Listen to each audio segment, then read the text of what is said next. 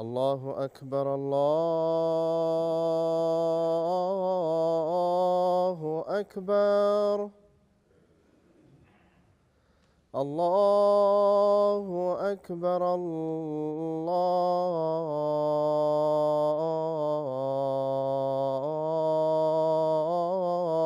الله أكبر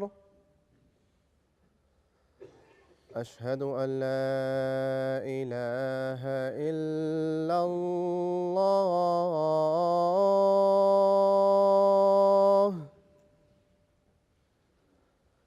أشهد أن لا إله إلا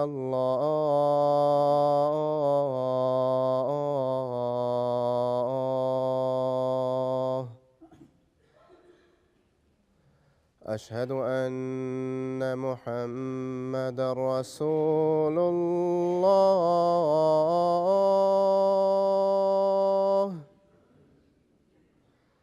أشهد أن محمدًا رسول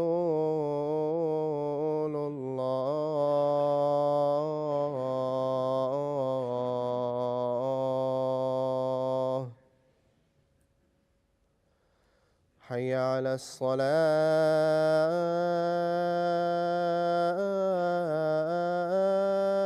الصلاة حي على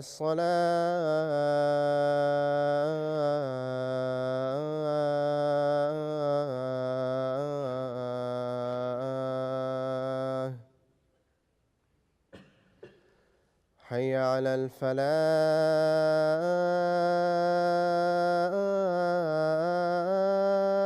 الفلاح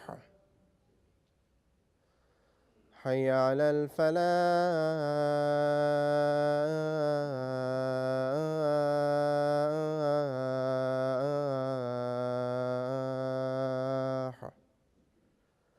الله أكبر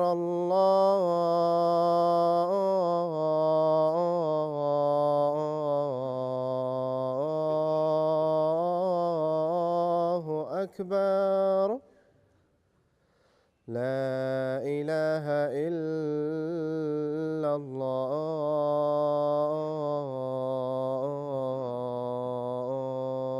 الله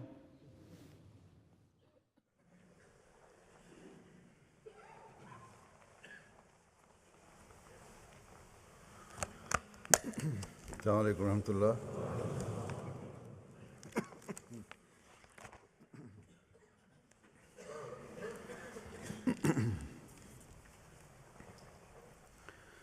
أشهد أن لا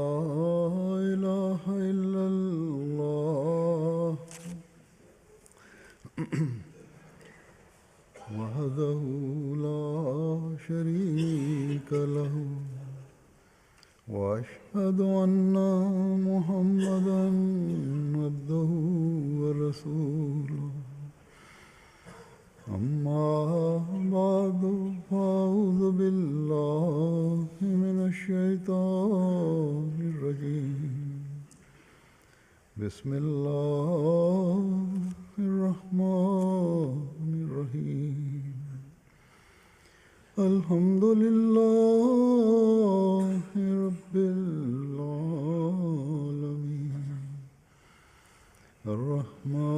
الرحمن الرحيم مالك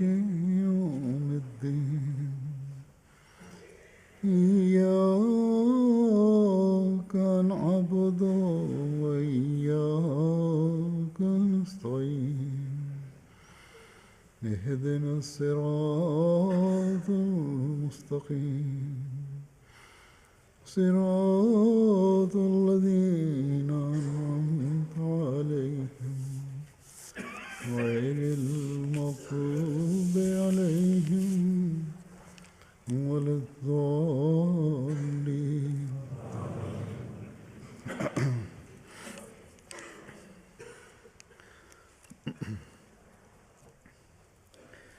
एक दुनियादार शख्स को जब ये कहा जाए कि اگر کسی میں حقیقی تقویٰ پیدا ہو جائے تو اسے دنیا جہان کی سب نعمتیں مل جاتی ہیں،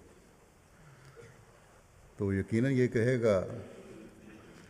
کہ یہ سب فضول باتیں ہیں، اور مذہب کے نام پر اپنے ارد گرد لوگوں کو جمع کرنے کے لیے لوگ یہ باتیں کرتے ہیں۔ ہاں یہ بھی ٹھیک ہے کہ آج کل مذہب کے نام پر بعض لوگ ایسی باتیں کرتے ہیں اور ان کے ذاتی مفاد ہوتے ہیں، لیکن نہ تو ان میں خود تقویٰ ہوتا ہے اور نہ ہی ان کے پیچھے چلنے والوں میں تقویٰ ہوتا ہے۔ لیکن اس کے مقابلے پر ہم دیکھتے ہیں کہ انبیاء اور ان کی جماعتیں، حقیقی تعلیم پر چلنے والے لوگ، یہ حقیقی ادراک رکھتی ہیں تقویٰ کو۔ اس دنیا میں رہتے ہوئے دنیا کے کاروباروں میں لگے ہونے کے باوجود تقویٰ کی تلاش کرتے ہیں اور تقویٰ پر چلتے ہیں۔ مجھے سینکڑوں خط آتے ہیں جن میں اس بات کا اظہار ہوتا ہے کہ اللہ تعالیٰ ہم میں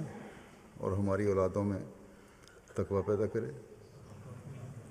یہ تبدیلی یقیناً انہیں حضرت مسیح موعود علیہ السلام کو ماننے اور اپنا عہد بیعت نبھانے کے احساس کی وجہ سے ہے۔ اس خواہش نے اور اللہ تعالیٰ سے تعلق اور اس کی خشیت اور خوف نے انہیں دنیا کی چیزوں سے بے پرواہ تو کیا ہے، لیکن دنیا کی نعمتوں سے وہ محروم نہیں رہے۔ اللہ تعالیٰ انبیاء کو بھی اپنی نعمتوں سے نوازتا ہے اور ان کے حقیقی ماننے والوں اور تعلیم پر چلنے والوں کو بھی ان دنیاوی نعمتوں سے نوازتا ہے۔ بعض دفعہ بعض عارضی تنگیاں ہوتی ہیں، لیکن پھر اللہ تعالیٰ کے فضل ہوتے ہیں اور حالات بہتر ہو جاتے ہیں۔ اسی طرح متقی میں قناعت بھی ہوتی ہے اور اس قناعت کی وجہ سے وہ معمولی تنگیوں کو برداشت بھی کرتا ہے اور پھر اللہ تعالیٰ کے جو فضل ہوتے ہیں، جو نعمت ملتی ہے، اس پہ اظہار بھی کرتا ہے۔ پھر اس کے جو اللہ تعالیٰ اس کو دیتا ہے، تھوڑے پر بھی خدا تعالیٰ کے شکر کی عادت پیدا ہوتی ہے متقی کو، اور جب خدا تعالیٰ کے شکر کی عادت پیدا ہو جائے تو پھر مزید فضل اللہ تعالیٰ فرماتا ہے، اور انہی فضلوں کو دیکھتے ہوئے ایک حقیقی مومن پھر قربانیوں کے لیے تیار بھی رہتا ہے اور کرتا بھی ہے۔ آج اس زمانے میں اس مضمون کا حقیقی ادراک ہم احمدیوں کو ہے، جن کے سامنے حضرت صلی اللہ علیہ وسلم کا زمانہ بھی ہے اور آپ کے غلام صادق کا زمانہ بھی ہے، اور اسوہ حضرت مسلم موعود رضی اللہ عنہ اس بات کو بیان کرتے ہوئے ایک جگہ فرماتے ہیں کہ دیکھو، رسول کریم صلی اللہ علیہ وسلم سے لوگوں نے سب کچھ چھین لیا، اور اسی طرح صحابہ رضوان اللہ علیہم سے بھی چھین لیا، مگر خدا تعالیٰ کے مقابلے میں انہوں نے کسی بات کی پرواہ نہ کی۔ آخر خدا تعالیٰ نے ان کو سب کچھ دیا۔ اسی طرح حضرت مسیح موعود علیہ السلام نے بھی خدا تعالیٰ کے لیے سب کچھ چھوڑا، اور باوجود اس کے کہ اپنے خاندان میں نصف حصے کے مالک تھے جائیداد کے، آپ کی بھاوج جنہیں خدا تعالیٰ نے بعد میں احمدی ہونے کی توفیق دی، سمجھتی تھیں کہ آپ مفت خورے ہیں اور بڑی تنگیاں ہوتی تھیں، مگر پھر بھی خدا تعالیٰ نے آپ کو سب کچھ دیا۔ اس حالت کا نقشہ آپ نے اس طرح کھینچا ہے حضرت مسیح علیہ السلام نے اپنے ایک شعر میں کہ لفاظات المواعد کانا اکلی وسرت الیوم مطعام الاحالی، کہ ایک زمانہ تھا جب میں دوسروں کے ٹکڑوں پر بسر کرتا تھا، مگر اب خدا نے مجھے یہ توفیق دی ہے کہ ہزاروں لوگ میرے دسترخوان پر کھانا کھاتے ہیں۔ آج ہم احمدیوں کا ایمان یقیناً اس بات سے بڑھتا ہے جب ہم آپ کے ابتدائی زمانے اور بعد کے زمانے کو دیکھتے ہیں۔ اس حالت کا مزید نقشہ کھینچتے ہوئے ایک جگہ حضرت مسلم موعود نے اس طرح بیان فرمایا کہ حضرت مسیح علیہ السلام جب پیدا ہوئے تو آپ کے ماں باپ نے آپ کی پیدائش پر خوشی کی ہوگی، مگر جب آپ کی عمر بڑی ہو گئی اور آپ کے اندر دنیا سے بے رغبتی پیدا ہو گئی تو آپ کے والد آپ کی اس حالت کو دیکھ کر آہیں بھرا کرتے تھے کہ ہمارا بیٹا کسی کام کے قابل نہیں۔ حضرت مسلم موعود نے ایک واقعہ سنایا، اس کا پہلے ہی میں ذکر کر چکا ہوں کہ ایک سکھ نے آپ کو بتایا تھا کہ ہم دو بھائی تھے، حضرت مرزا صاحب کے پاس جایا کرتے تھے، حضرت مرزا غلام قادر مرزا صاحب کے پاس، اور ایک دفعہ انہوں نے ہمارے والد صاحب سے کہا حضرت مسیح علیہ السلام کے بارے میں کہ ان کے پاس اب جاتے آتے رہتے ہیں، انہیں سمجھائیں۔ تو جب یہ حضرت مسیح علیہ السلام کے پاس گئے، یہ کہتے ہیں کہ میں مرزا غلام صاحب کے پاس گیا اور ان کو کہا کہ آپ کے والد صاحب کو اس خیال سے بہت دکھ ہوتا ہے کہ ان کا چھوٹا لڑکا اپنے بڑے بھائی کی روٹیوں پر پلے گا، کوئی کام نہیں کرتا، اسے کہو کہ میری زندگی میں کوئی کام کر لے اور میں کوشش کر رہا ہوں کہ اچھی نوکری مل جائے۔ میں اگر مر گیا، حضرت مسیح علیہ السلام کے والد صاحب نے کہا کہ میں اگر مر گیا تو پھر سارے ذرائع بند ہو جائیں گے۔ حضرت مسلم موعود کہتے ہیں کہ اس سکھ نے بتایا کہ جب حضرت مرزا غلام صاحب کے پاس گئے اور آپ کے والد صاحب کا اس خیال کا اظہار آپ کے سامنے کیا اور کہ انہیں بہت دکھ ہوتا ہے آپ کی حالت دیکھ کے، اور یہ بھی کہ مرزا غلام مرزا صاحب نے کہا کہ اگر میں مر گیا تو غلام احمد کا کیا بنے گا، تو یہ کہتے ہیں کہ انہوں نے حضرت مسیح علیہ السلام کو کہا کہ آپ اپنے والد کی بات کیوں نہیں مان لیتے۔ اس وقت وہ حضرت مسیح علیہ السلام کے والد کپورتھلے میں کوشش کر رہے تھے، وہاں کی ریاست میں، اور کپورتھلے کی ریاست نے آپ کو ریاست کا افسر تعلیم مقرر کرنے کا فیصلہ کر لیا تھا، ایک آفر بھی آ گئی تھی افسر تعلیم مقرر کرنے کی۔ وہ سکھ کہنے لگے کہ جب ہم نے یہ بات کہی کہ آپ اپنے والد صاحب کی بات کیوں نہیں مانتے، تو حضرت مسیح علیہ السلام نے جواب دیا کہ میرے والد صاحب تو یوں ہی غم کرتے رہتے ہیں، انہیں میرے مستقبل کی کیوں فکر ہے، میں نے تو جس کی نوکری کرنی تھی کر لی ہے۔ کہتے ہیں ہم واپس آ گئے اور مرزا غلام مرتضیٰ صاحب سے آ کر یہ ساری بات کہہ دی۔ مرزا صاحب نے کہا کہ اگر اس نے یہ بات کہی ہے تو ٹھیک ہے، کیونکہ وہ جھوٹ نہیں بولا کرتا۔ تو یہ حضرت مسلم موعود فرماتے ہیں کہ یہ حضرت مسیح علیہ السلام کی ابتدا تھی، اور پھر ابھی انتہا نہیں ہوئی، لیکن جو عارضی انتہا نظر آتی ہے وہ یہ ہے کہ آپ کی وفات کے وقت ہزاروں ہزار آدمی آپ پر قربان ہونے والا موجود تھا۔ اور پھر شعر کا ذکر کیا، آج پہلے ہی میں نے پڑھا ہے کہ لفاظات المواعد کانا وکلی وسرت الیوم مطعام الاحالی، کہ ایک زمانے میں ایسا زمانہ تھا جب بچے ہوئے ٹکڑے مجھے ملا کرتے تھے، اور آج میرا یہ حال ہے کہ میں سینکڑوں خاندانوں کو پال رہا ہوں۔ آپ کی ابتدا، مسلم لوگ کہتے ہیں کہ آپ کی ابتدا کتنی چھوٹی تھی، مگر آپ کی انتہا ایسی ہوئی کہ علاوہ ان لوگوں کے جو خدمت کرتے تھے، لنگر میں روزانہ 200-250 آدمی کھانا کھاتے تھے۔ اس میں کوئی شبہ نہیں کہ آپ اپنے والد کی جائیداد میں اپنے بھائی کے برابر کے شریک تھے، لیکن ذمہ داروں میں یہ عام دستور ہے، اس زمانے میں زیادہ تھا، کہ جو کام کرے وہ تو جائیداد میں شریک سمجھا جاتا تھا، اور جو کام نہیں کرتا وہ جائیداد میں شریک نہیں سمجھا جاتا تھا۔ لوگ عموماً کہہ دیتے ہیں کہ جو کام نہیں کرتا اس کا جائیداد میں کیا حصہ ہو سکتا ہے۔ آپ کے پاس جب کوئی ملاقاتی آتا شروع زمانے میں حضرت مسیح علیہ السلام کے، اور آپ اپنی بھابجا کو کھانے کے لیے پہلا بھیجتے، تو وہ آگے سے کہہ دیتی کہ وہ یوں ہی کھا پی رہا ہے، کام کاج تو کوئی کرتا نہیں۔ اس پر آپ اپنا کھانا اس مہمان کو کھلا دیتے اور خود فاقہ کر لیتے، یا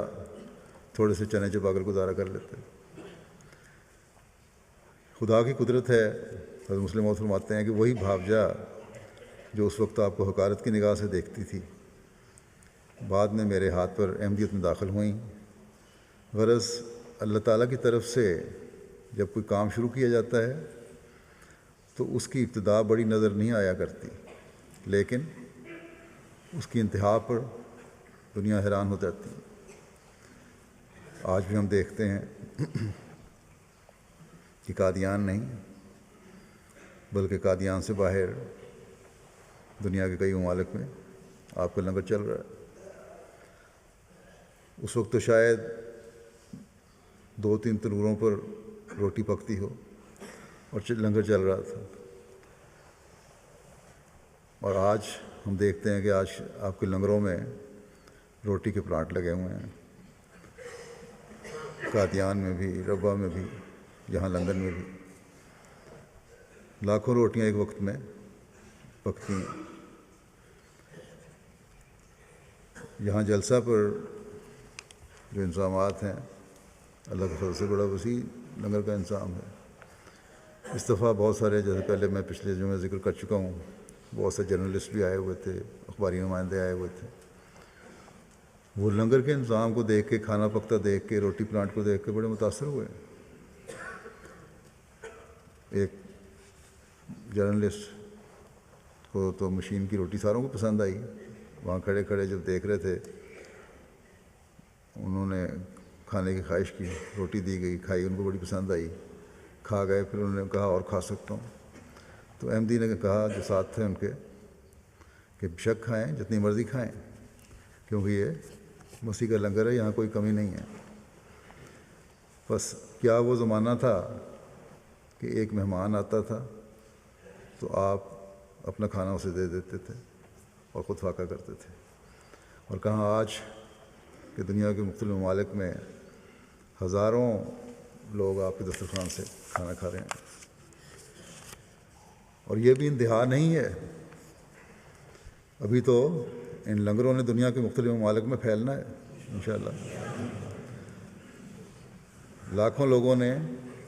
کروڑوں لوگوں نے آپ کے دسترخوان سے کھانا کھانا ہے۔ اسی طرح لاکھوں اور کروڑوں نے آپ کو ماننے کے بعد تقویٰ میں بھی بڑھنا ہے۔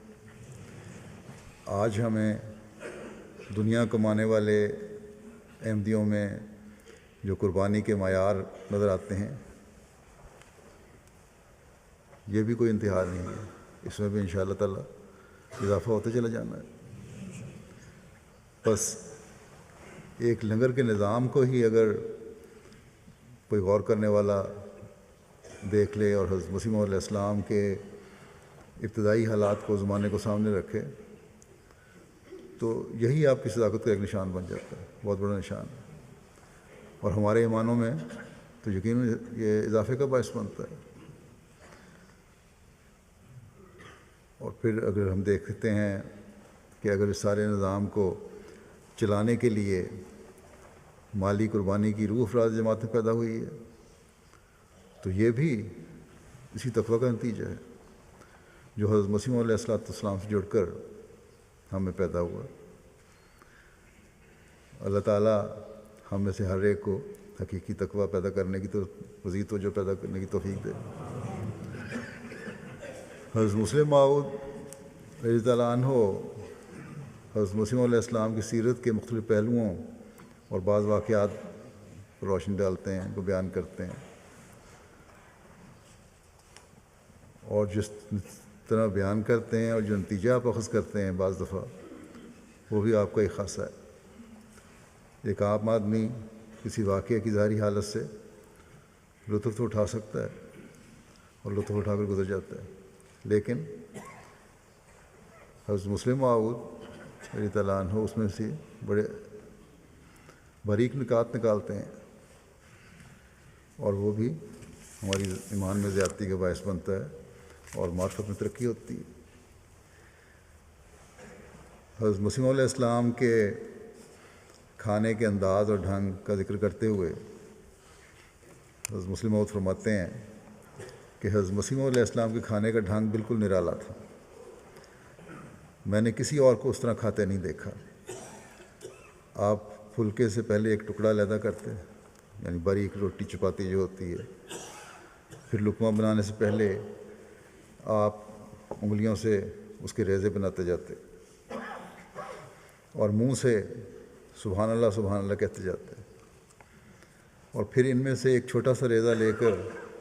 سالن سے چھو کر منہ میں ڈالتے۔ یہ آپ کی عادت ایسی بڑھی ہوئی تھی کہ دیکھنے والے تعجب کرتے، اور بعض لوگ تو خیال کرتے تھے کہ شاید آپ روٹی میں سے حلال ذرے تلاش کر رہے ہیں، لیکن دراصل اس کی وجہ یہی جذبہ ہوتا تھا کہ ہم کھانا کھا رہے ہیں اور خدا کا دین مصائب سے تڑپ رہا ہے۔ ہر لقمہ آپ کے گلے میں پھنستا تھا اور سبحان اللہ کہہ کر آپ گویا اللہ تعالیٰ کے حضور معذرت کرتے تھے کہ تو نے یہ چیز ہمارے ساتھ لگا دی ہے، ورنہ دین کی یعنی کھانا کھانا اور خوراک انسان کا ضرورت ہے، ورنہ دین کی مصیبت کے وقت ہمارے لیے یہ ہرگز جائز نہ تھا۔ تو حضرت مسلم موعود کہتے ہیں وہ غذا بھی جو آپ کی تھی ایک مجاہدہ معلوم ہوتا تھا، یہ ایک لڑائی ہوتی تھی ان لطیف اور نفیس جذبات کے درمیان جو اسلام اور دین کی تائید کے لیے اٹھ رہے ہوتے تھے، اور ان مطالبات کے درمیان جو خدا تعالیٰ کی طرف سے قانون قدرت کے پورا کرنے کے لیے قائم کیے گئے تھے، یعنی جو جذبات دین کی تائید کے لیے آپ کے دل میں تھے ان کے درمیان، اور جو انسانی ضروریات ہیں، کھانا کھانا انسان کی ضرورت ہے، پینا انسان کی ضرورت ہے، ان کے درمیان ایک لڑائی چل رہی ہوتی تھی۔ آپ کا کھانا کھانا بھی ایک مجبوری تھی، اصل فکر آپ کو دین کی تائید کی تھی، اسلام کی ترقی کی تھی۔ بس حضرت مسیح علیہ السلام کا یہ نمونہ ہمیں اس طرح توجہ دلاتا ہے کہ ہم اللہ تعالیٰ کی نعمتوں کو جب استعمال کریں تو اس کا شکر کریں، ایک تو اس کی تسبیح کریں، تو ساتھ ہی دین کی حالت کے درد کو بھی محسوس کریں۔ اس کے لیے کوشش کریں کہ کس طرح ہم نے اشاعت دین اور تبلیغ دین میں حصہ ڈالنا ہے۔ پھر اس کھانے کے انداز سے جو حضرت مسیح علیہ السلام کا تھا، تسبیح کے مضمون کی مزید وضاحت قرآن کریم کے اس حصہ آیت کہ یسبح للہ ما فی السماوات و ما فی الارض، زمین و آسمان کی ہر چیز خدا تعالیٰ کی تسبیح کرتی ہے۔ حضرت مسلم موعود نے یہ نقطہ نکالا ہے، فرماتے ہیں کہ حضرت مسیح علیہ السلام جب کھانا کھایا کرتے تھے، جیسے پہلے بھی ذکر آیا کہ بمشکل ایک پھلکا آپ کھاتے تھے، اور جب اٹھتے تو روٹی کے ٹکڑوں کا بہت سا چورا آپ کے سامنے سے نکلتا۔ آپ کی عادت تھی جس میں پہلے بتایا کہ روٹی کے ٹکڑے کرتے جاتے، پھر کوئی ٹکڑا اٹھا کر منہ میں ڈال لیتے اور باقی ٹکڑے دسترخوان پر رکھے رہتے۔ فرماتے ہیں کہ معلوم نہیں حضرت مسیح علیہ الصلوۃ والسلام ایسا کیوں کرتے تھے، مگر کئی دوست کہا کرتے تھے کہ حضرت صاحب یہ تلاش کرتے ہیں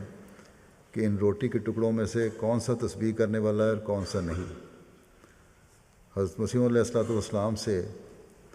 اس قسم کی بات سننی مجھے اس وقت یاد نہیں، مگر یہ یاد ہے کہ لوگ یہی کہا کرتے تھے۔ پس اللہ تعالیٰ فرماتا ہے کہ یسبح للہ ما فی السماوات و ما فی الارض، کہ زمین و آسمان میں سے تسبیحوں کی آواز اٹھ رہی ہے۔ اب کیوں اللہ تعالیٰ یہ فرماتا ہے کہ زمین و آسمان کی ہر چیز تسبیح کر رہی ہے، جبکہ ہم اس تسبیح کی آواز کو سن ہی نہیں سکتے، اور جس چیز کو ہم سن نہیں سکتے اس کی بتانے کی ہمیں ضرورت کوئی نہیں تھی، کر رہی ہے تو جس کو ہم سن ہی نہیں سکتے ہمیں کیا پتہ۔ اس لیے اللہ تعالیٰ کے بتانے کا مقصد کیا تھا؟ کیا قرآن کریم میں کہیں یہ لکھا ہے کہ جنت میں فلاں شخص مثلا عبدالرشید نامی 10,000 سال سے بیٹھا ہوا ہے؟ ہمارے لیے چونکہ اس کے ذکر سے کوئی فائدہ نہیں تھا، اس لیے اللہ تعالیٰ نے ہمیں ایسی باتیں نہیں بتائیں۔ پھر جب اللہ تعالیٰ فرماتا ہے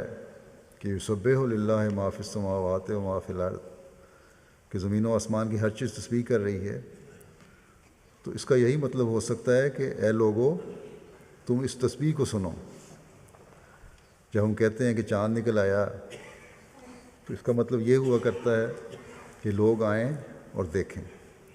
یا جب ہم کہتے ہیں کہ فلاں شخص گا رہا ہے تو اس کا یہ مطلب ہے کہ چلو اور اس کا راگ سنو۔ اسی طرح جب خدا تعالیٰ کہتا ہے کہ یسبح للہ ما فی السماوات و ما فی الارض، کہ زمین و آسمان کی ہر چیز تسبیح کر رہی ہے، تو اس کا مطلب یہ ہے کہ تم اس تسبیح کو سنو۔ بس معلوم ہوا کہ یہ تسبیح ایسی ہے جسے ہم سن بھی سکتے ہیں۔ ایک تو سننا ادنا درجے کا ہے اور ایک اعلیٰ درجے کا، مگر اعلیٰ درجے کا سننا انہی لوگوں کو میسر آ سکتا ہے جن کے ویسے ہی کان اور آنکھیں ہوں۔ اس لیے مومن کو یہ کہا جاتا ہے کہ جب وہ کھانا شروع کرے تو بسم اللہ الرحمن الرحیم کہے، کھانا ختم کرے تو الحمدللہ کہے، کپڑا پہنے یا کوئی اور نظارہ دیکھے تو اسی کے مطابق تسبیح کرے۔ گویا مومن کا تسبیح کرنا کیا ہے؟ وہ ان چیزوں کی تسبیح کی تصدیق کرنا ہے۔ وہ کپڑے کی تسبیح اور کھانے کی تسبیح اور دوسری چیزوں کی تسبیح کی تصدیق کرتا ہے۔ جب انسان کھانا کھاتے ہوئے بسم اللہ پڑھتا ہے، کھانا ختم کر کے الحمدللہ پڑھتا ہے، کپڑا پہنتے ہوئے دعا کرتا ہے، اللہ کو یاد رکھتا ہے، تو یہ چیزیں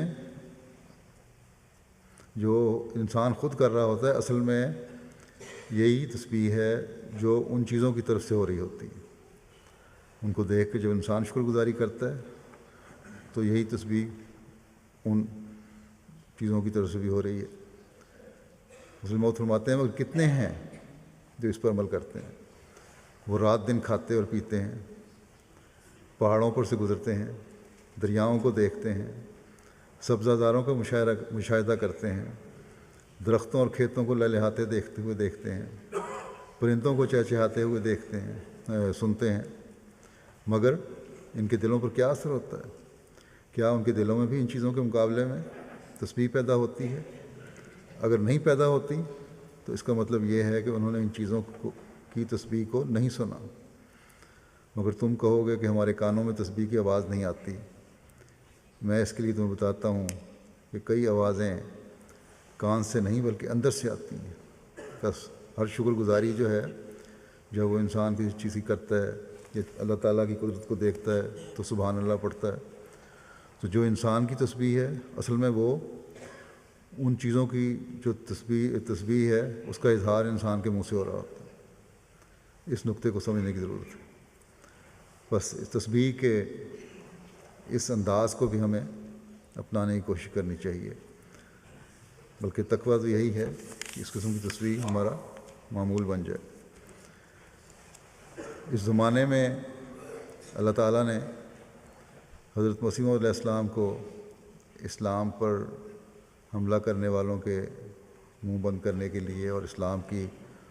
خوبصورتی ظاہر کرنے کے لیے بھیجا ہے۔ اس تعلق میں بھی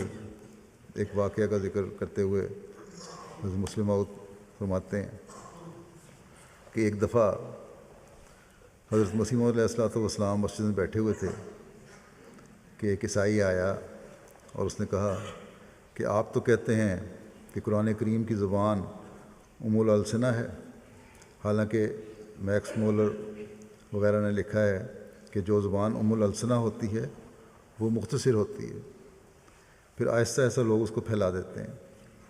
حضرت مسیح موعود علیہ السلام نے فرمایا ہم تو میکس مولر کے اس فارمولے کو نہیں مانتے کہ الالسنہ مختصر ہوتی ہے، مگر چلو بحث کو چھوٹا کرنے کے لیے ہم اس فارمولے کو مان لیتے ہیں، بحث ختم کرنے کے لیے ہم اس فارمولے کو مان لیتے ہیں اور عربی زبان کو دیکھتے ہیں کہ آیا وہ اس معیار پر پوری اترتی ہے یا نہیں۔ اس شخص نے یہ بھی کہا تھا کہ انگریزی زبان عربی زبان کے مقابلے میں نہایت اعلیٰ ہے۔ حضرت مسیح موعود علیہ السلام انگریزی نہیں جانتے تھے، لیکن آپ نے فرمایا اچھا آپ بتائیں کہ انگریزی میں میرے پانی کو کیا کہتے ہیں؟ اس نے کہا مائی واٹر۔ آپ نے فرمایا عربی میں تو صرف مائی کہتے ہیں، کہنے سے ہی مفہوم ادا ہو جاتا ہے۔ اب آپ بتائیں کہ مائی واٹر زیادہ مختصر ہے یا مائی؟ اب اگر آپ حضرت مسیح علیہ السلام انگریزی نہیں جانتے تھے اگرچہ، لیکن خدا تعالیٰ نے آپ کی زبان پر ایسے الفاظ جاری کر دیے کہ معترض آپ ہی پھنس گیا اور وہ سخت شرمندہ اور لاجواب ہو گیا اور کہنے لگا کہ پھر تو عربی زبان ہی مختصر ہوئی۔ یہی حال قرآن کریم کا ہے۔ اللہ تعالیٰ رسول کریم صلی اللہ علیہ وسلم سے وعدہ کرتا ہے کہ وہ آپ کو دشمنوں کے حملوں سے بچائے گا، یعنی ہمیشہ ایسے لوگ پیدا کرتا رہے گا جو قرآن کریم کو پڑھنے والے ہوں گے، اس سے سچا عشق رکھتے ہوں گے اور اس کی تفسیر کرنے والے ہوں گے۔ وہ دشمنوں کو ان کے حملوں کا ایسا جواب دیں گے کہ ان کا منہ بند ہو جائے گا۔ دوسرے اس نے قرآن کریم کے اندر ایسا مادہ رکھ دیا ہے کہ معترض جو بھی اعتراض کریں اس کا جواب اس کے اندر موجود ہوتا ہے۔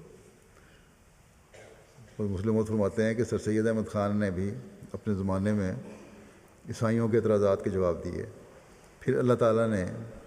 حضرت مسیح موعود علیہ السلام کو کھڑا کر دیا جنہوں نے اتنے لمبے عرصے تک دشمن کا مقابلہ کیا کہ آپ کی وفات پر دشمنوں نے بھی اس بات کا اعتراف کیا کہ آپ نے اسلام کا دفاع ایسے شاندار رنگ میں کیا ہے کہ آپ سے پہلے کسی مسلمان عالم نے اس طرح اسلام کا دفاع نہیں کیا۔ یہ واللہ یعصمک من الناس کا ہی کرشمہ تھا۔ اللہ تعالیٰ کا محمد رسول اللہ صلی اللہ علیہ وسلم سے وعدہ تھا کہ اس نے آپ صلی اللہ علیہ وسلم کو بہرحال بچانا ہے۔ جب دشمن نے تلوار سے حملہ کیا تو اس نے اس کی تلوار کو کند کر دیا، دشمن کی تلواریں ٹوٹ گئیں۔ اور جب اس نے تاریخ سے حملہ کیا تو خدا تعالیٰ نے ایسے مسلمان کھڑے کر دیے جنہوں نے تاریخی کتب کی چھان بین کر کے دشمن کے اعتراضات کو رد کر دیا اور خود مخالفین کے بزرگوں کی تاریخیں کھول کر بتایا کہ وہ جو اعتراضات اسلام پر کر رہے ہیں وہ ان کے اپنے مذہب پر بھی پڑھتے ہیں، اور جو حصہ قرآن کریم اور احادیث سے تعلق رکھتا تھا اسے حضرت مسیح موعود علیہ السلام نے صاف کر دیا۔ بس آج بھی جو لوگ اسلام پر اعتراض کرتے ہیں، حضرت مسیح موعود علیہ السلام کا علم کلام جو ہے ان کا اسی سے ہم اس کو منہ بند کر سکتے ہیں، اس لیے اس طرف ہمیں توجہ دینی چاہیے۔ اللہ تعالیٰ اپنے دین کی تائید میں خود ہی نشانات بھی دکھاتا ہے اور دلائل بھی بتاتا ہے۔ بعض لوگ جو علمی ذوق رکھتے ہیں ان کے سینے بھی مزید کھولتا ہے، لیکن بعض لوگ ایسے بھی ہوتے ہیں جو کم علمی کے باوجود عالم بننے کے شوق میں غیر ضروری باتیں کر جاتے ہیں، اور جن سے بعض دفعہ مشکلات پیدا ہوتی ہیں، بلکہ مخالفین کو استہزاء کا موقع ملتا ہے۔ ایسے ہی ایک واقعہ کا ذکر کرتے ہوئے حضرت مسلم موعود فرماتے ہیں کہ لوگ نئے نئے مسائل مذہب میں داخل کر رہے ہیں، اور انہیں یہ بھی محسوس نہیں ہوتا کہ یہ کتنی شرم کی بات ہے۔ حضرت مسیح موعود علیہ السلام کے زمانے میں ایک دوست تھے،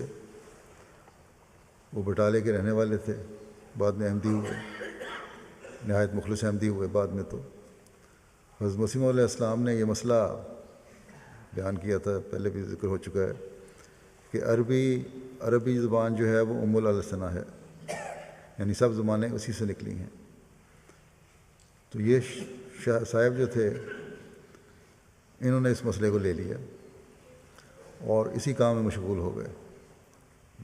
لیکن زیادہ علم نہیں تھا، زیادہ سود بوت نہیں تھی عربی کی، کہ ہم ہر لفظ کا عربی زبان سے نکلا ہوا ثابت کریں، اسی کوشش میں لگ گئے۔ حضرت مسیح موعود علیہ السلام تو لغت کے واقف تھے، صرف و نحو کے واقف تھے، زبان کے واقف تھے۔ آپ جو مسئلہ نکالتے تھے علم کی بنا پر نکالتے تھے۔ جب آپ نے یہ کہا کہ سب کچھ قرآن کریم میں موجود ہے، تو اس سے آپ کی یہ مراد تو نہیں تھی کہ قرآن کریم میں یہ بھی لکھا ہوا ہے کہ بڑھئی کا کام کس طرح کیا جائے، یا اس میں یہ بھی ذکر آتا ہے کہ کھیتی باڑی کا کیا اصول ہے۔ سب کچھ سے مراد یہ تھا کہ تمام ضروریات دینیہ قرآن کریم میں موجود ہیں، لیکن ان صاحب نے خیال کر لیا کہ سب کچھ قرآن کریم میں موجود ہے۔ چنانچہ کسی نے ان سے یہ کہہ دیا، جب بہت زیادہ شور مچانے لگے، ہر جگہ ہر طبقے میں بیٹھ کے باتیں کرنے لگے کہ سب کچھ قرآن کریم میں موجود ہے، تو کسی سرفرے نے یہ کہہ دیا کہ آلو اور مرچوں کا قرآن کریم میں کہیں ذکر نہیں۔ وہ کہنے لگے، اب انہوں نے بھی اپنی دلیل تو دینی تھی، کہنے لگے کہ اللولو والمرجان جو ہے، اس کے معنی اصل میں تو موتی اور مونگے کے ہیں، آلو اور مرچیں ہی ہیں اس کا مطلب۔ بس حضرت مسلم فرماتے ہیں کہ ایک طرف تو اتنا اندھیر ہے کہ بعض کے نزدیک خدا تعالیٰ کے قول کی طرح فقہا کا قول بھی نہیں بدلتا۔ بعض لوگ فقہا کے قول کو بہت ترجیح دیتے ہیں اور سمجھتے ہیں کہ جو ایک فیصلہ ہو گیا، کسی فقیر نے فیصلہ کر دیا، وہ آخری فیصلہ ہے اور اس کو بدلا نہیں جا سکتا۔ اور دوسری طرف لوگ تغیر و تبدل کرتے رہتے ہیں اور اندھیر مچا دیتے ہیں۔ اس سے مجھے یاد آ گیا، فیصل آباد میں ایک دفعہ جب 74 کے فسادات ہو رہے تھے، تو ایک مولوی صاحب تقریر کر رہے تھے اور قل هو اللہ احد کی تشریح فرما رہے تھے کہ قل هو اللہ احد قرآن کریم میں لکھا ہوا ہے، اس کا مطلب یہ ہے کہ احمدی کافر ہیں۔ اس سے انہوں نے یہ استدلال کر لیا۔ بہرحال مسلم فرماتے ہیں کہ ایسے لوگ جو ہیں دونوں طرف افراط و تفریط کرتے ہیں، کوئی اصول اور قاعدہ نہیں ہوتا، حالانکہ اصل طریق وسطی ہے۔ انسان کو تغیر و تبدل کرنے کے لیے تیار رہنا چاہیے، تغیر قبول کرنے کے لیے تیار رہنا چاہیے، لیکن تغیر پیدا کرنا خدا تعالیٰ کے ہاتھ میں ہے اور وہ جب چاہتا ہے تغیر پیدا کرتا ہے، اور جب تغیر پیدا کرتا ہے تو دنیا جب وہ چاہتا ہے تغیر پیدا کرنا، تو پھر دنیا اس سے تغیر سے روک نہیں سکتی۔ پھر بعض لوگوں کی غلط سوچیں جو ہیں، ان کے بارے میں بھی بیان کیا حضرت مسلم موعود نے۔ کہتے ہیں کہ حضرت مسیح موعود علیہ السلام کے زمانے میں ایک شخص قادیان آیا، اس نے کہا کہ اگر مرزا صاحب کو کہا جاتا ہے کہ آپ ابراہیم ہیں، نوح ہیں، موسیٰ ہیں، عیسیٰ ہیں، محمد ہیں، تو مجھے بھی خدا تعالیٰ، وہ کہنے لگا کہ مجھے بھی خدا تعالیٰ ہر وقت کہتا ہے کہ تو محمد ہے۔ لوگ اسے سمجھانے لگے تو اس نے کہا کہ خدا تعالیٰ کی آواز مجھے آتی ہے، وہ خود مجھے کہتا ہے کہ تو محمد ہے، تمہاری دلیلیں مجھ پر کیا اثر کر سکتی ہیں؟ کوئی اثر نہیں ہوا۔ جب لوگ سمجھاتے تھک گئے تو انہوں نے خیال کیا کہ بہتر ہے کہ انہیں حضرت مسیح موعود علیہ السلام کی خدمت پیش کیا جائے۔ چنانچہ انہوں نے حضرت خلیفۃ مسیح اول رضی اللہ عنہ سے درخواست کی کہ آپ حضرت مسیح موعود علیہ السلام سے ذکر کر کے وقت لے دیں۔ حضرت خلیفہ اول نے حضرت مسیح موعود علیہ السلام سے عرض کیا، آپ نے فرمایا اچھا اس شخص کو بلا لو۔ چنانچہ وہ شخص حضور کی خدمت میں لایا گیا اور اس نے کہا کہ خدا تعالیٰ مجھے ہر وقت یہ کہتا ہے کہ تم محمد ہو۔ آپ نے فرمایا مجھے تو خدا تعالیٰ ہر وقت یہ نہیں کہتا کہ میں ابراہیم ہوں، میں موسیٰ ہوں، عیسیٰ ہوں، لیکن جب وہ کہتا ہے، حضرت مسیح نے فرمایا لیکن جب وہ مجھے کہتا ہے کہ تم عیسیٰ ہو تو عیسیٰ والی صفات مجھے دیتا ہے، اور جب وہ کہتا ہے کہ تم موسیٰ ہو تو موسیٰ والے نشانات مجھے دیتا ہے۔ اور اگر وہ آپ کو ہر وقت یہ کہتا ہے، اللہ تعالیٰ ہر وقت محمد کہتا ہے، تو کیا وہ آپ کو قرآن کریم کے معارف اور لطائف اور حقائق بھی دیتا ہے یا نہیں؟ اس نے کہا دیتا تو کچھ نہیں۔ تو آپ نے فرمایا دیکھو سچے اور جھوٹے میں یہی فرق ہوتا ہے۔ اگر کوئی شخص سچے طور پر کسی کو مہمان بناتا ہے تو وہ اسے کھانے کو دیتا ہے، لیکن اگر کوئی کسی سے مذاق کرتا ہے تو وہ یوں ہی اسے بلا کر اس کے سامنے کھانے کے خالی برتن رکھ دیتا ہے اور کہتا ہے یہ پلاؤ ہے، یہ زردہ ہے۔ خدا تعالیٰ مذاق نہیں کرتا، شیطان مذاق کرتا ہے۔ اگر آپ کو محمد کہا جاتا ہے تو پھر قرآن کریم کے معارف اور لطائف اور حقائق نہیں دیے جاتے تو ایسا کہنے والا شیطان ہے، خدا نہیں۔ خدا تعالیٰ اگر کچھ کہتا ہے تو اس کے مطابق چیز بھی انسان کے آگے رکھ دیتا ہے۔ اگر آپ کے سامنے کوئی چیز نہیں رکھی جاتی، حضرت مسیح نے فرمایا کہ اگر آپ کے سامنے کوئی چیز نہیں رکھی جاتی تو آپ یقین کر لیں کہ آپ کو محمد کہنے والا خدا نہیں شیطان ہے۔ اور یہ حقیقت یہ ہے کہ تغیر خدا تعالیٰ پیدا کرتا ہے۔ بس وہ لوگ جو بعض دفعہ بعض خوابوں کی وجہ سے غلط فہمی میں مبتلا ہو جاتے ہیں اور بڑے بڑے دعوے کرنے لگ جاتے ہیں، وہ اصل میں شیطان کے زیر اثر ہوتے ہیں۔ خدا تعالیٰ تو جب کبھی کسی کو کچھ دیتا ہے تو اس کی چمک بھی دکھاتا ہے، اپنی تائیدات کا اظہار بھی کرتا ہے، نشانات ظاہر ہوتے ہیں، اللہ تعالیٰ کی فعلی شہادت اس کے ساتھ کام کر رہی ہوتی ہے۔ یہی ہم نے حضرت مسیح موعود علیہ السلام کے ساتھ دیکھا، اور یہی آپ کی پیشگوئی دربارہ مسلم موعود جو تھی وہ خلیفۃ المسیح ثانی کے حق میں پورے ہوتے دیکھا، اور یہی خلافت احمدیہ کے قیام کی خوشخبری کو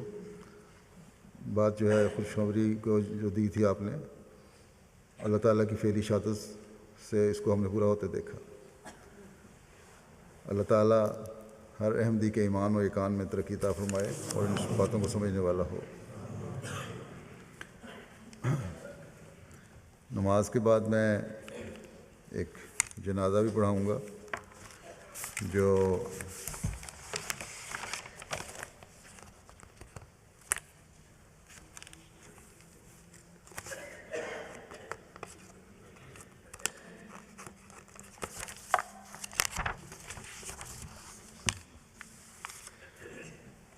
مکرمہ صاحبزادی امت الباری صاحبہ کا ہے 31 اگست اور 1 ستمبر 2015 کی درمیانی رات کو 87 سال کی عمر میں ان کی وفات ہوئی۔ انا للہ و انا الیہ راجعون۔ مکرمہ امت الباری بیگم صاحبہ حضرت مسیح موعود علیہ السلام کی پوتی، حضرت مرزا شریف احمد صاحب کی بیٹی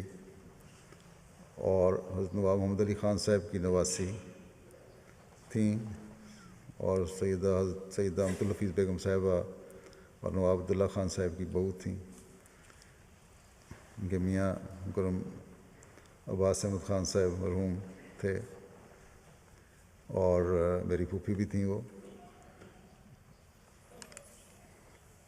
17 اکتوبر 1928 کو ان کی پیدائش ہوئی تھی قادیان میں۔ 29 دسمبر 1944 کو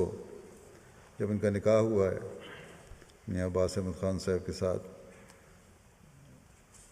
تو حضرت خلیفہ مسیح ثانی نے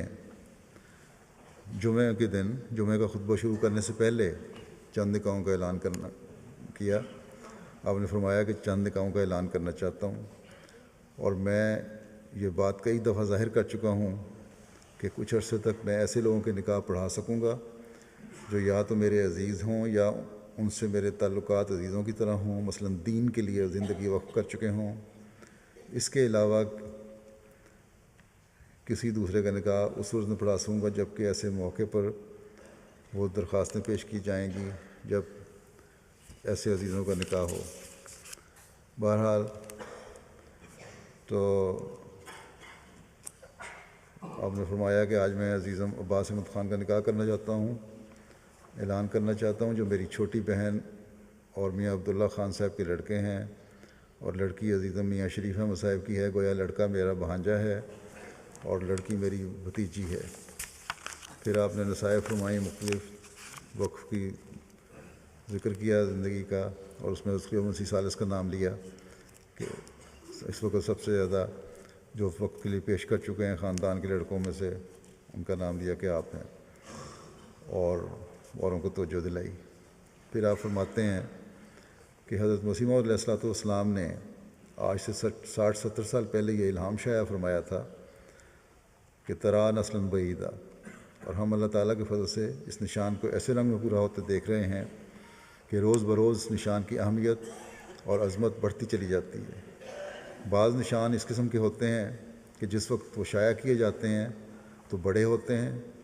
اور ان کی عظمت زیادہ ہوتی ہے، اگر جوں جوں زمانہ گزرتا جاتا ہے اس نشان کی عظمت میں آہستہ آہستہ کمی ہوتی چلی جاتی ہے۔ لیکن بعض نشان اس قسم کے ہوتے ہیں کہ ابتدا میں چھوٹے ہوتے ہیں مگر زمانے کے ساتھ ساتھ وہ بڑے ہوتے چلے جاتے ہیں۔ جوں جوں زمانہ گزرتا ہے ان کی عظمت بڑھتی چلی جاتی ہے۔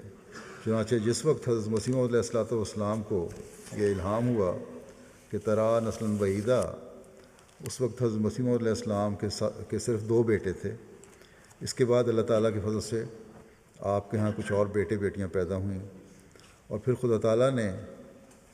ان کو وسیع کیا، اور اب ان بیٹوں اور بیٹیوں کی نسلیں الہام الہی کے ماتحت شادیاں کر رہی ہیں اور ترا نسل بعیدہ کے نئے نئے ثبوت مہیا کر رہی ہیں۔ آپ فرماتے ہیں کہ دنیا میں نسلیں تو پیدا ہوتی رہتی ہیں، ایک معترض کہہ سکتا ہے کہ یہ کون سا نشان ہے، نسلیں تو دنیا میں اکثر آدمیوں کی چلتی ہیں، لیکن سوال یہ ہے کہ کتنے آدمیوں کی نسلیں ہیں جو ان کی طرف منسوب بھی ہوتی ہوں اور منسوب ہونے میں فخر محسوس کرتی ہوں۔ اکثر آدمیوں کی نسلیں ایسی ہوتی ہیں کہ اگر ان سے پوچھا جائے کہ تمہارے پردادا کا کیا نام تھا تو ان کو پتہ نہیں ہوتا، مگر ترا نسلاً بعیدہ کا الہام بتا رہا ہے کہ حضرت مسیح موعود علیہ السلام کی نسل آپ کی طرف منسوب ہوتی چلی جائے گی، اور لوگ انگلیاں اٹھا اٹھا کر کہیں گے کہ حضرت مسیح موعود علیہ السلام کی نسل آپ کی پیشگوئیوں کے ماتحت آپ کی صداقت کا نشان ہے۔ پس ترا نسلاً بعیدہ میں صرف یہی پیشگوئی نہیں کہ آپ کی نسل کثرت سے ہوگی، بلکہ حضرت مسیح موعود علیہ السلام کی عظمت شان کا بھی اس رنگ میں اس پیشگوئی میں ذکر ہے کہ آپ کا مرتبہ اتنا بلند اور آپ کی شان اتنی عرفہ ہے، آپ کی نسل 1 منٹ کے لیے بھی آپ کی طرف منسوب نہیں ہونا برداشت 1 منٹ کے لیے بھی آپ کی طرف منسوب نہ ہونا برداشت نہیں کرے گی، اور آپ کی طرف منسوب ہونے میں ہی ان کی شان اور ان کی عظمت بڑھے گی۔ بس اس پیشگوئی میں خالی اس بات کا ذکر نہیں کہ حضرت مسیح موعود علیہ السلام کی اولاد کثرت سے ہوگی، بلکہ یہ بھی ذکر ہے کہ روز بروز بڑھے گی، اور وہ خواہ کتنے ہی اعلیٰ مقام اور اعلیٰ مرتبے تک جا پہنچے، اور خواہ ان کو بادشاہت بھی حاصل ہو جائے، پھر بھی وہ اپنے آپ کو حضرت مسیح موعود علیہ السلام کی طرف منسوب کرنے میں ہی فخر محسوس کرے گی۔ بس ترا نسلاً بعیدہ کے یہی معنی ہیں کہ حضرت مسیح موعود علیہ السلام کو خدا تعالیٰ فرماتا ہے کہ تیری نسل تجھے کبھی اپنی آنکھوں سے اوجھل نہیں کرے گی، اور تیری نسل کبھی اپنے دادا کو بھلانے کی کوشش نہیں کرے گی۔ حضرت مسیح علیہ السلام اس الہام کی تشریح کرتے ہوئے فرماتے ہیں کہ غموں کا ایک دن اور 4 شادی، جس کے یہ معنی ہیں کہ بے شک آپ کی نسل میں سے بعض لوگ مریں گے بھی جیسا کہ خدا تعالیٰ کی سنت ہے، مگر آپ کی نسل کم نہیں ہوگی بلکہ بڑھتی چلی جائے گی۔ اگر ایک مرے گا تو 4 پیدا ہوں گے، اور جہاں ایک مرے گا اور 4 پیدا ہوں گے، لازمی بات ہے کہ وہ نسل بڑھتی چلی جائے گی۔ پس حضرت مسیح موعود علیہ السلام کی اولاد حضرت مسیح علیہ السلام کی عظمت اور آپ کے درجے کی بلندی کا ہمیشہ نشان رہے گی، اور ہمیشہ اپنے آپ کو آپ کی طرف منسوب کرنے میں فخر محسوس کرے گی، اور جب وہ آپ کی طرف منسوب کرنے میں فخر محسوس کرے گی تو دوسرے لفظوں میں اس کے معنی ہیں کہ وہ اولاد اپنے دادا کی بڑائی اور عظمت کا اقرار کرتی ہے، اور دنیا اس اقرار کی عظمت کو تسلیم کرتی ہے۔ بس یہ ذکر میں نے اس لیے تفصیلی کر دیا کہ یہ خاندان حضرت مسیح علیہ السلام کے افراد پر بھی بہت بڑی ذمہ داری ڈالتی ہے بات، کہ اپنی اس ذمہ داری کو بھی سمجھیں، اور حضرت مسیح علیہ السلام کا یہ ارشاد بھی سامنے رکھیں ہمیشہ ہر وقت کہ ہماری طرف منسوخ ہو کر پھر ہمیں بدنام نہ کرو۔ بس صرف نسل ہونا ہی بڑائی نہیں، بلکہ آپ کی تعلیم پر عمل کرنا اور آپ کے ساتھ منسوب ہو کر آپ کی عزت اور احترام اور جو مقام ہے اس کو قائم کرنا بھی سب کا فرض ہے۔ اللہ تعالیٰ اس خاندان کو اس کی بھی توفیق عطا فرمائے، ہمیں بھی اس کی توفیق عطا فرمائے۔ آپ کی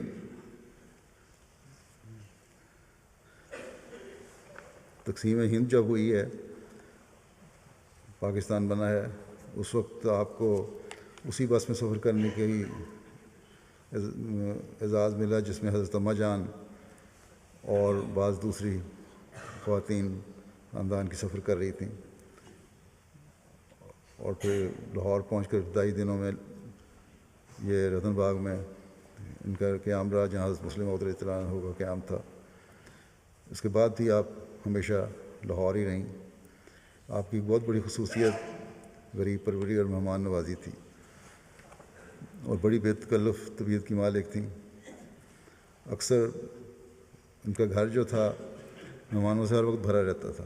کسی بھی قسم کا کوئی مہمان آ جائے، چاہے وہ عزیز رشتہ دار ہو، کوئی دوست ہو، غیر ہو، غریب ہو، بہترین طریقے سے اس کی مہمان نوازی کیا کرتی تھی، اور یہ بہت بڑا وصف تھا ان میں، اور بڑی عزت و احترام سے پیش آیا کرتی تھیں۔ پھر اسی طرح آپ کا حلقہ بڑا وسیع تھا، خاندان کے علاوہ بھی بڑے تعلقات تھے وسیع لوگوں سے، جماعت کے ہر فرد سے جن سے ان کا واسطہ پڑا وہ ان کا گرویدہ ہو گیا۔ پھر اسی طرح مالیر کوٹلے کے جو غیر احمدی رشتہ دار تھے، ان سے بھی آپ نے ہمیشہ تعلق رکھا اور نبھایا۔ اسی طرح بہت سارے بعض تو عارضی مہمان آتے ہیں، پھر مستقل مہمان بھی، خاندان کے افراد بھی، نوجوان لڑکے لڑکیاں جب پڑھتے تھے کالج میں، یونیورسٹیوں میں، لاہور میں، اور دوسرے بغیر بھی میں نے دیکھا ہے،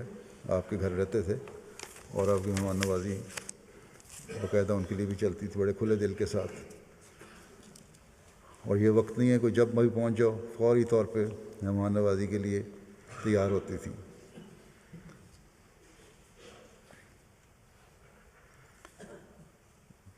اسی طرح بہت سارے حضرت مسلم موعود کی زندگی کے بہت سارے تاریخی واقعات بھی آپ کو علم میں تھے، جو آپ اپنے عزیزوں کو سناتی تھیں، اور محفوظ ہیں یہ۔ اللہ تعالیٰ نے آپ کو کشائش عطا فرمائی، تو اس کو آپ نے ہمیشہ غریبوں کی خدمت میں، غریبوں کے لیے استعمال کیا۔ ان کو بہت سارے لوگوں بچوں کی تعلیم کے اخراجات برداشت کیے، شادیوں پہ بڑے کھلے دل سے دیا کرتی تھیں۔ اسی طرح اپنے میاں عباس احمد خان صاحب کی وفات کے بعد نظارت تعلیم کی وساطت سے ان کے نام پر ایک مستقل وظیفے کا اجرا آپ نے کیا۔ کچھ عرصے سے آپ گر گئی تھیں، جس کی وجہ سے ٹانگ میں فریکچر تھا، اور ان کی وجہ سے 2-3 آپریشن بھی ہوئے، بڑی تکلیف میں تھیں، لیکن بڑے صبر اور حوصلے سے برداشت کرتی رہیں، اور آخر 31 اگست کو اور شکستوں کی درمیانی رات دل کا دورہ پڑا اور اپنے خالق حقیقی کے حضور حاضر ہو گئیں. انا للہ و انا الیہ راجعون. چندوں میں بہترین معیاری چندے دینے والی تھیں. ہم اپنا حصہ جائیداد، حصہ آمد، حصہ وصیت وغیرہ سارا کچھ اپنی زندگی میں ادا کیا. 1958 سے لے کر 92 تک 94 تک لجنہ کے مختلف ضلع لاہور کی لجنہ کی مختلف حیثیتوں میں آپ کارکن رہیں، سیکٹری رہیں، خدمت کرتی رہیں، جنرل سیکٹری بھی رہیں ایک زمانے میں لجنہ لاہور کی.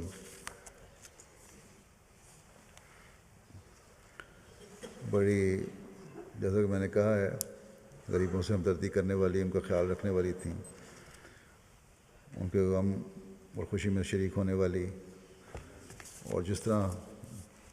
اپنا سمجھ کے میں نے ان کو دیکھا ہے شریک ہوتے ہر ایک کے، چاہے وہ غیر ہو اپنا ہو، کسی اور کو نہیں دیکھا. پھر اگر کسی نے کوئی ایسی بات کی جو ان کو پسند آئی یا ان کی کسی طرح رنگ میں بھی خدمت کی ہے، اس کو اجر دیتی تھیں. منیر حافظ آبادی صاحب قادیان کے لکھتے ہیں کہ یہ 1989 کے جوبلی جلسے میں قادیان آئی تھیں تو منیر حافظ آبادی صاحب کو کچھ خدمت کا موقع ملا تو انہیں بھی حضرت مسیح موعود علیہ السلام کے کپڑے کا پگڑی کا تبرک دیا. اسی طرح اس دفعہ دیکھا ہوگا لوگوں نے، افراد جماعت نے، کہ بیعت کے وقت، عالمی بیعت کے وقت میں نے ایک مختلف رنگ کا کوٹ پہنا ہوا تھا. یہ سبز نہیں تھا، ذرا دوسرے رنگ کا تھا.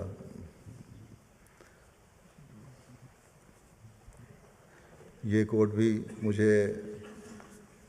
انہوں نے بھجوایا تھا. حضرت مسیح موعود علیہ السلام کا کوٹ تھا جو حضرت مرزا شریف احمد صاحب کے پاس تھا، پھر ان کے حصے میں آیا تو انہوں نے مجھے بھیج دیا کہ یہ تمہیں میں دیتی ہوں. اور اس لحاظ سے بھی پھر یہ کہ خلافت سے تعلق انتہا کا تھا اور بڑا عزت اور احترام کا تعلق تھا. ہمیشہ مجھے فون کرتی تھیں یہ اس بات سے کہ بات ہو جائے، بڑی خواہش ظاہر کیا کرتی تھیں. پھر فکر ہمیشہ ان کو یہ تھی کہ میری اولاد بھی اللہ تعالیٰ اس کو نیکیوں کی توفیق دے اور آپس میں ایک ہو کے رہیں. اللہ کرے کہ ان کی اولاد ہمیشہ ان کی نیکیوں کو بھی جاری رکھنے والی ہو اور آپس میں بھی مل جل کر رہنے والی ہو. اللہ تعالیٰ ان کے درجات بلند فرمائے، مقصود کا سلوک فرمائے. جیسا کہ میں نے کہا کہ نماز کے بعد میں ان کا جنازہ غائب ادا کروں گا.